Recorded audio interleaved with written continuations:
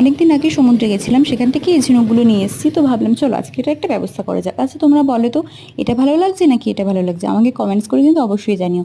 আমি লাস্ট অবধি এটা ডিসাইড করেছিলাম। তারপর একটা পেন্সিল দিয়ে আমি ওয়েলকাম লিখে নিচ্ছিলাম, দেন একটা আঠা দিয়ে এটাকে ভালো করে আবার আউটলাইন করে নিচ্ছি। আচ্ছা, এই ক্ষেত্রে বলে রাখি, একটু সেমি লিকুইড আঠা হলে কিন্তু ভালো হয়।